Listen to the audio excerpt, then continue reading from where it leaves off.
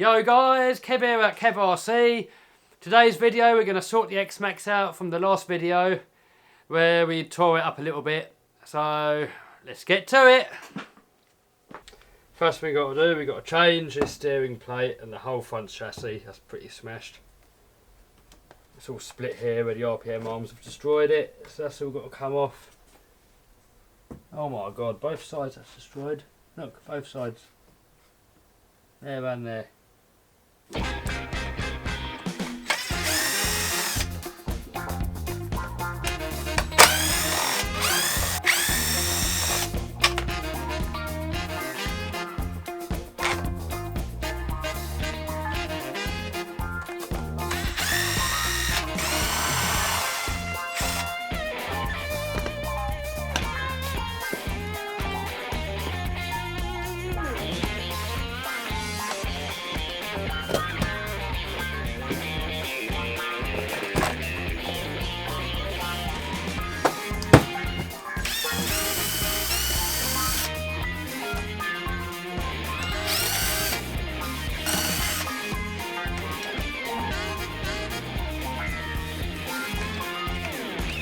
It's a good idea when you're taking these bits apart is to put all the screws and stuff sort of in piles of what they come off of, and then try and remember what section they go with. So these screws here, they go with all this sort of assembly around here, so I'll keep them together. I'm taking the shocks off now, so I'm going to put all the front shock parts into this little tray here. Oh my good god, I'm sure that's not supposed to look like that.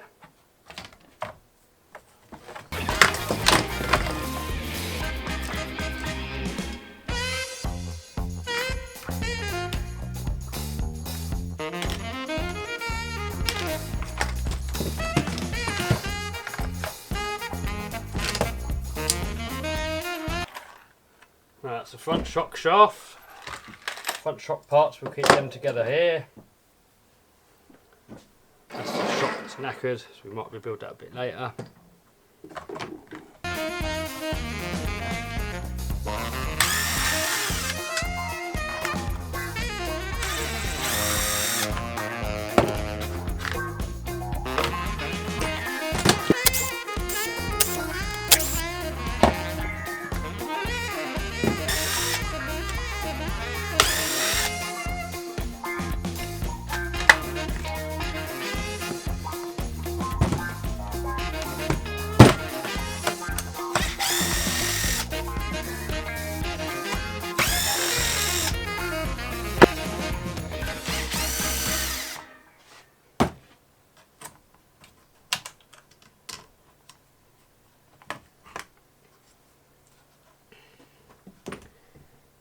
Right, so that's all that bit off. Put this off to one side for a minute. It's looking pretty straight for a change. I've bent a few of these. If I start bending too many more, I might fill these up with something. Let's see if that makes them last a bit longer. Right, the whole front section is pretty dead. The diff inside there has had it. And look where these steering posts are snapped off here.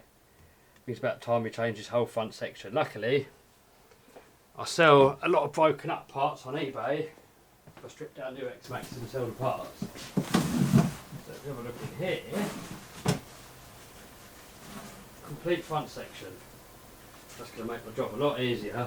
Just to bolt this whole unit straight on and not mess about with all changing all the diffs out and everything. If you want to see any bits like this, then search Kev's Discount Spares on eBay. I'll put a link in the description at the bottom. It's a lot cheaper to buy the bits this way than it is to buy all the parts separate. So we've got to take all these parts off of here now and transfer them onto this one.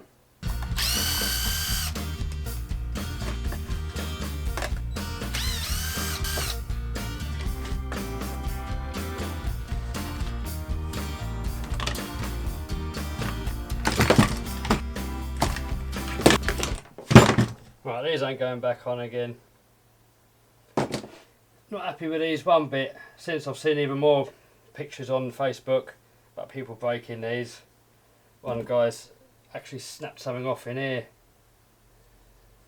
So I'm not even going to bother reviewing these anymore. Because in my eyes, they make the truck worse.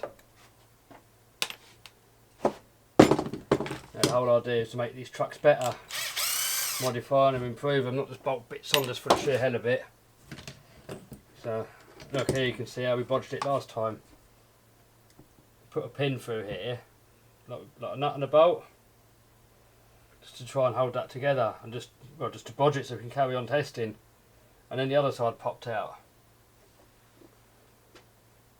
So really not happy with that in the slightest. There's one place for these.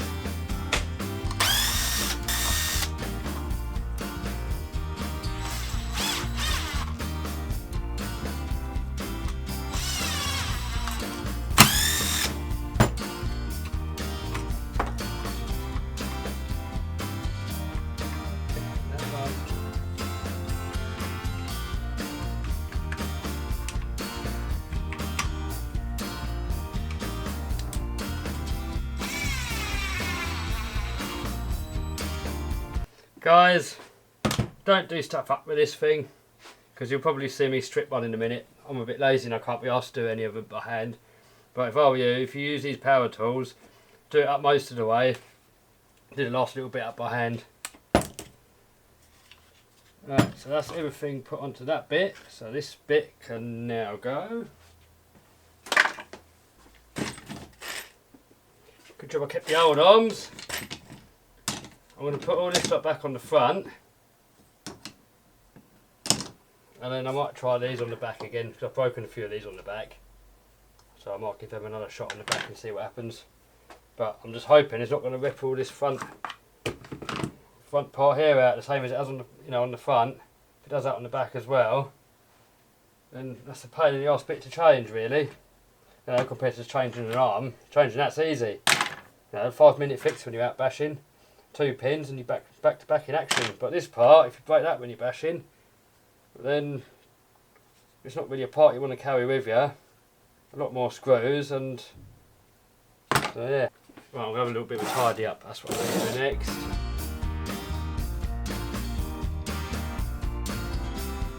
Right, so we've cleaned this up a little bit. You want to get all the anywhere where there's a joint, you want to get bits, all the sand and stuff like that out of there. Pop shaft, put that back in. The new front section should just slide in nicely.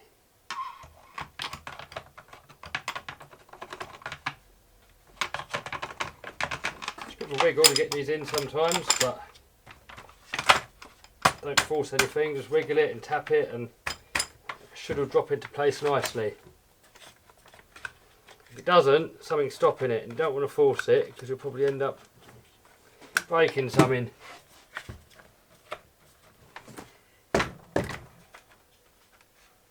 Something's stopping it somewhere. Ah, see, that's what it is. If you look here, see this bearing, it's not sitting in that groove. Now, that goes in perfect. See, when there's something stopping it, there's a reason. No good forcing stuff, you just knacker up more stuff than what you're fixing in the long run.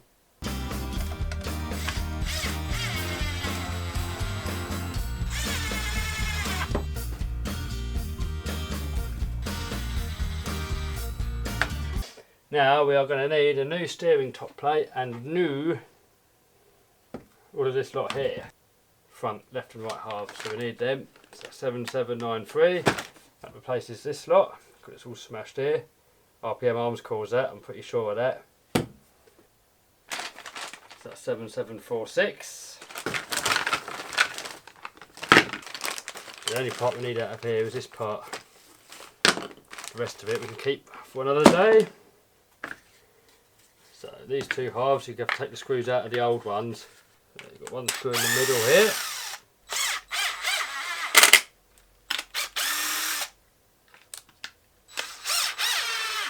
And 2 screws on top of what's left of this plate.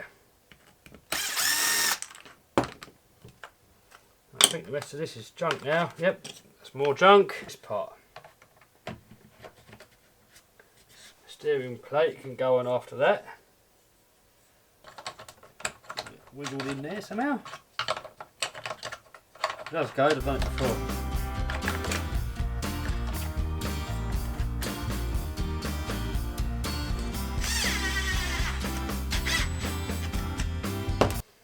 put the screws in first where you know where they go. And then when you just left with a few at the end but you're not sure, it's easy to figure it out. So I remember these coming out of here. Also, taking photos is a good idea, and videos like I'm doing here. If you video yourself doing it and you get stuck where something goes, you just play the video back after and see where the bits go.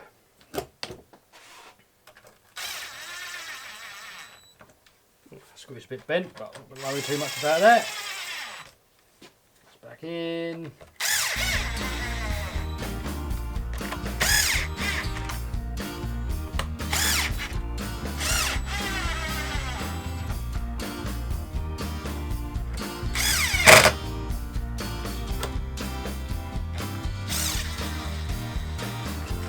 Oh, that bearing doesn't seem too smooth, so you'll have to do something about that in a minute.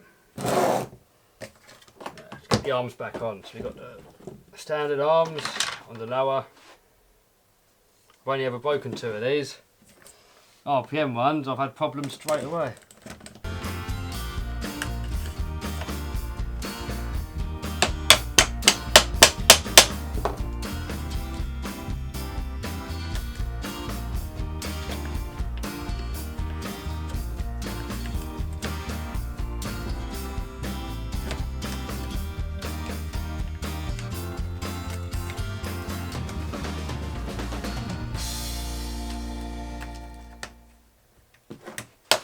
I've used the right tools for the job, guys.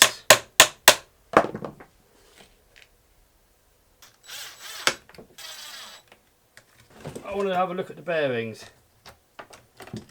They're horrible. Yeah, that one's nasty, so we'll change that one. This one still feels lovely and new. So keep that one. This one here is disgusting. It's all grouchy and meh. Don't like that. For some reason it's always tight on there as well. So here we go again, using the right tools for the job.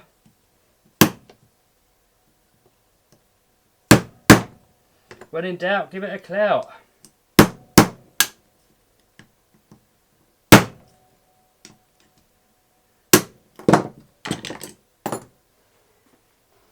Right, them bearings are these 5182A. They're quite expensive though, and if you go on eBay, I sell aftermarket bearings that fit in there just as good, and they're a lot cheaper. So I'm going to run with them ones. I'll put the link in the description. Now for you US guys, I'm sorry I don't send to America or Canada, I only send to Europe. So I've had a lot of problems with stuff going missing in the customs and stuff, so I've kind of given up. But one of my future plans is to set up a whole model shop in America. So watch this space.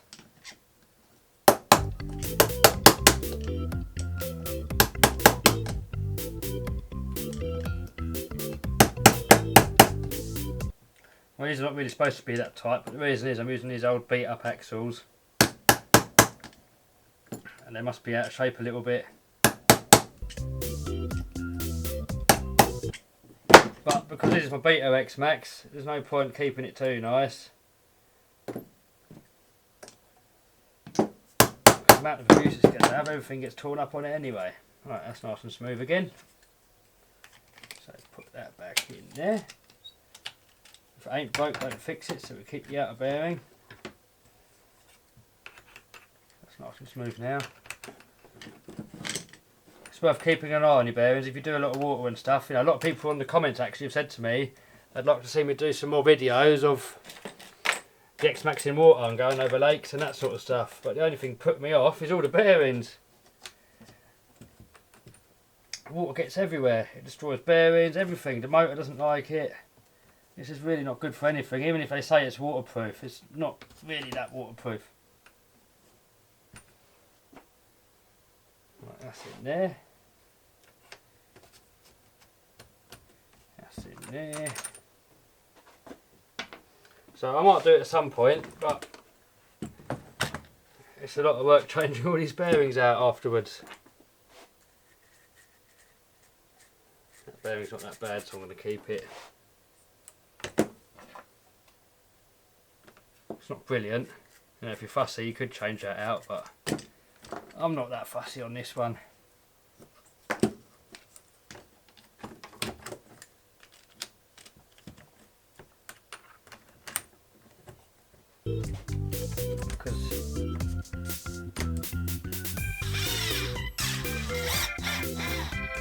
Right, next, I think the shocks.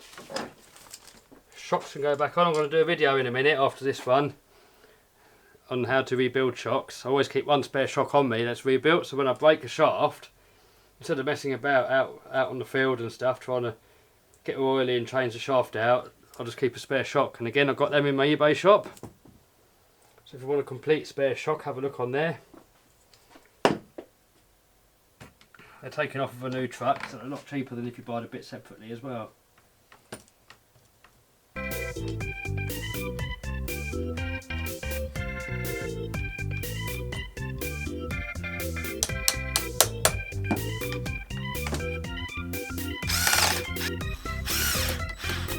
Got to put the bumper back on. The bumper's pretty mullered as well. But that's all mullered, that's pretty mullered. So I think we could do some new parts there. So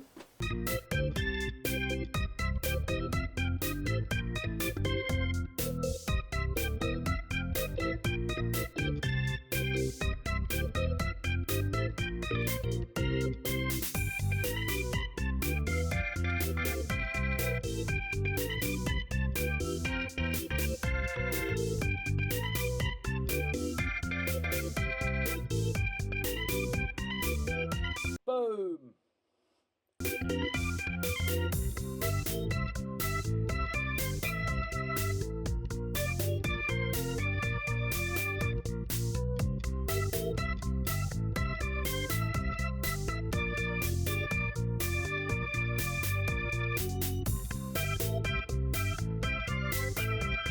Hey, what's this?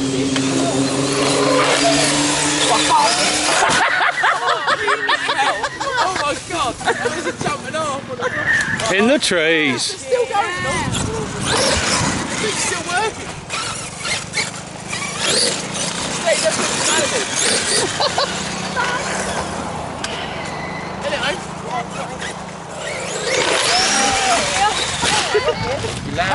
what's Does it work? Oh, he's broke the wheel. Ah, she's done. It's only a flesh wound. Oi, you own this shop, you'll have loads of parts. Ah, it's going still.